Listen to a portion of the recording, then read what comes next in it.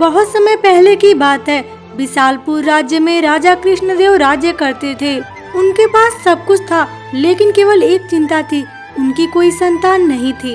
उनकी पत्नी सोमलता भी इस बात से बहुत दुखी थी कि उनका कोई संतान नहीं था।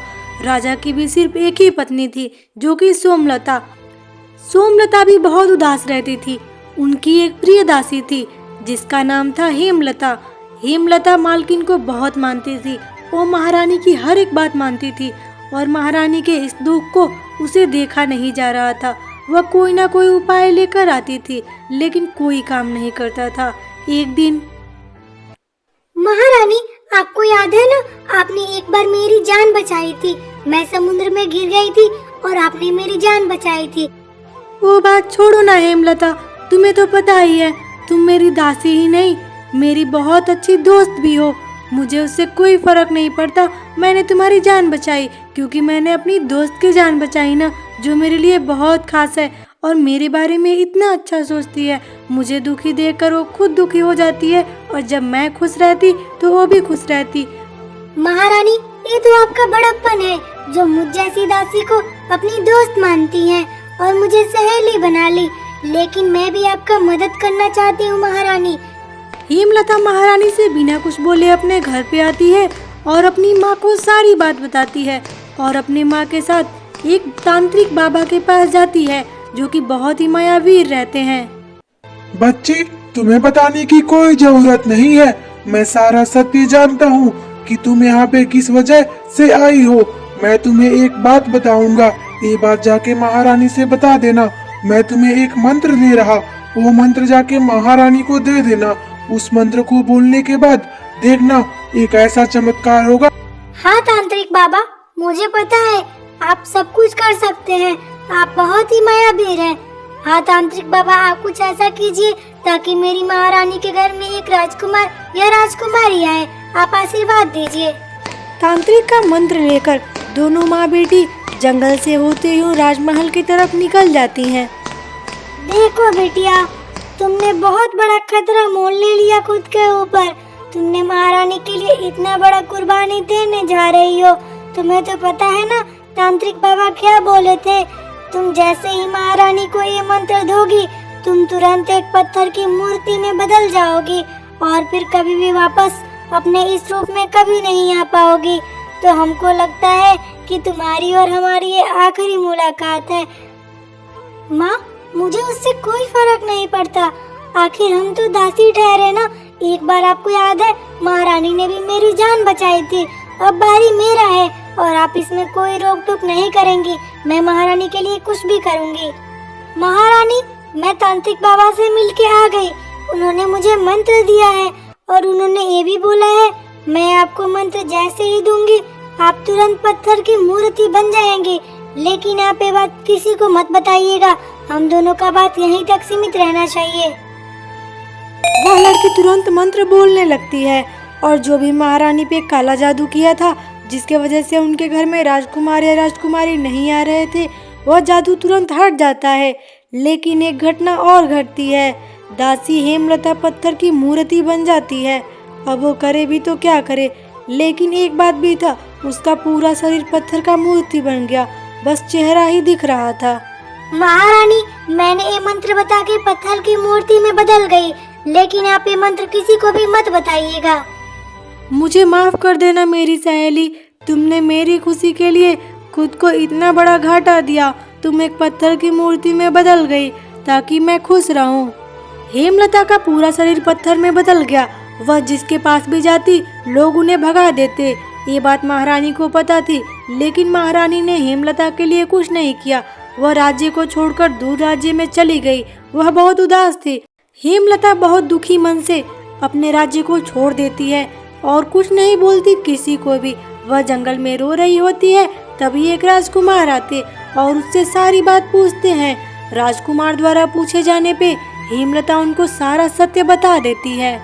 राजकुमार, मैंने रानी की मदद की। मैंने उनके लिए खुद ही पत्थर की मूर्ति बन गई, लेकिन वही रानी मुझे अपने महल से निकाल दी और सारे लोग मुझे धक्के दे के भगा रहे थे, लेकिन उन्होंने कुछ नहीं बोला। हेमलता, तुम्हारे साथ बहुत बड़ा गुनाह किए हैं ये लोग। राजा को तो कुछ नहीं पता था, राजा तो इस बात से अनजान थे ना। लेकिन महारानी सोमलता को तो सारी सत्य पता थी ना कि उनके वजह से तुम पत्थर की मूर्ति बन गई। फिर भी वो तुम्हें दर दर के ठोकरे खाने के लिए जंगलों की तरफ भेज दी और उनको थोड़ा भी तुम पे दया नहीं आया कि जिस दासी ने उनके लिए इतना कुछ किया। तुमको नहीं पता, यहाँ सब लोग स्वार्थी होते हैं।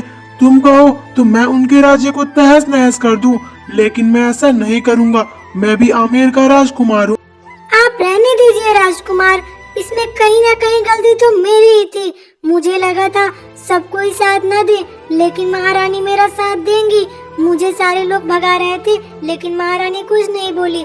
आप बस समय का इंतजार कीजिए, सब ठीक हो जाएगा। हेमलता राजकुमार से बिना कुछ बोले वहाँ से चुपचाप निकल जाती है और वह दुखी मन से फिर राजा के महल में जाने का निश्चय करती है। हेमलता, तुम फिर हमारे महल में आ गई। तुमको शर्म नहीं आती? इतना गंदा सूरत लेके आती। मेरी राजकुमारी और राजकुमार देखे और तुम्हें डर गए तो मेरे बच्चे तुमको देख के डर जाएंगे। तुम इस महल से तो क्या, इस राज्य से निकल जाओ और अभी निकलो। दोबारा दर्शन भी मत देना यहाँ पे किसी को भी। हेमलता, तुम निकल जाओ इस महल से और इस राज्य से भी, नहीं तो हमारे बच्चे डर जाएंगे।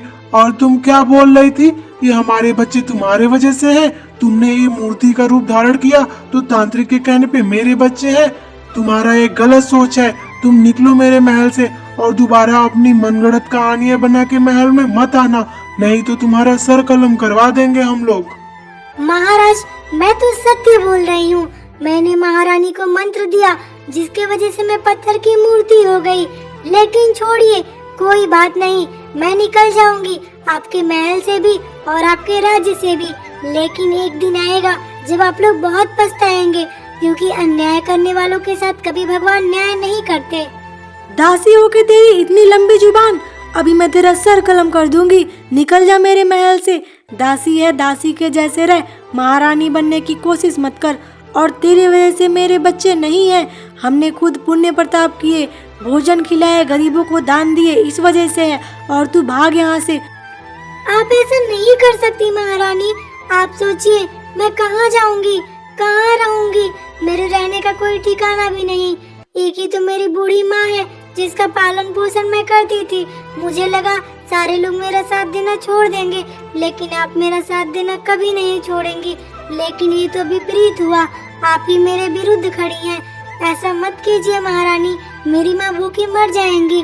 मैं जंगलों में कहाँ भटकूंगी? ये सब आपके वजह से हुआ है महारानी। अब आप ही उसका कोई उपाय बताइए। महाराजा इस बात से अनजान थे और वो रोती जा रही थी और अपनी बात को बोलती जा रही थी। लेकिन उसके बात को कोई नहीं मान रहा था कि उसकी जो ये हालत है उसने खुद किया है और इसमें महारानी का भी हाथ है।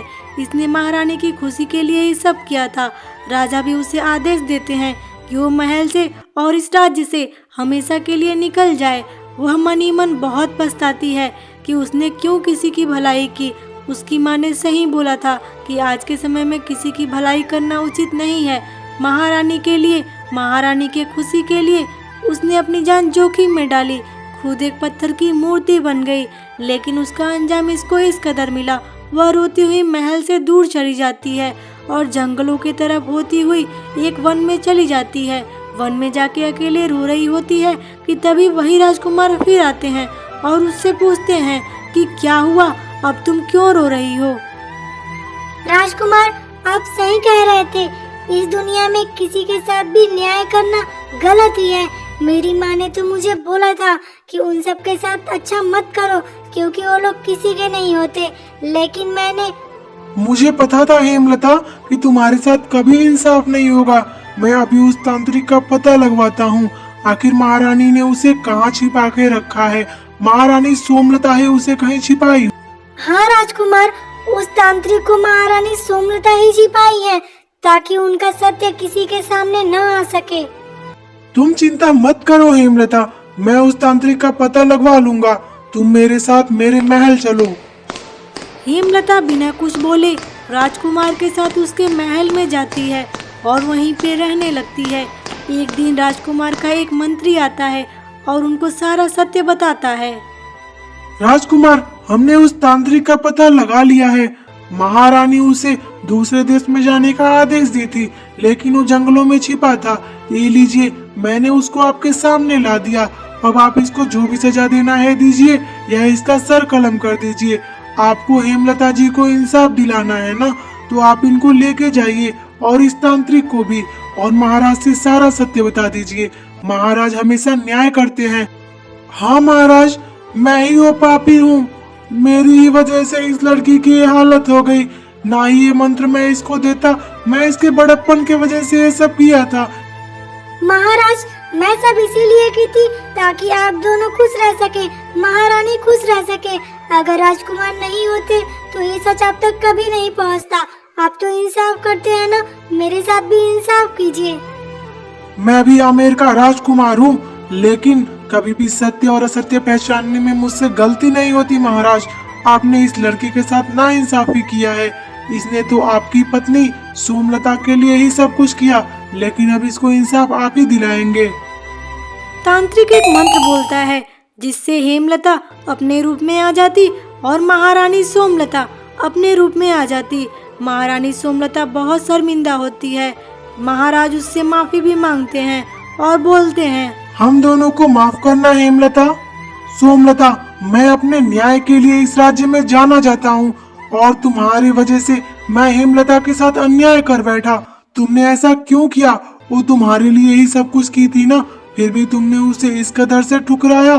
तुमने बहुत गलत की थी और तुम्हारी वजह से मैं न्याय नहीं कर पाया। मैं आज ही आदेश देता हूँ, तुम इस महल से तो क्या, इस राज्य से हमेशा हमेशा के लिए दूर निकल जाओ।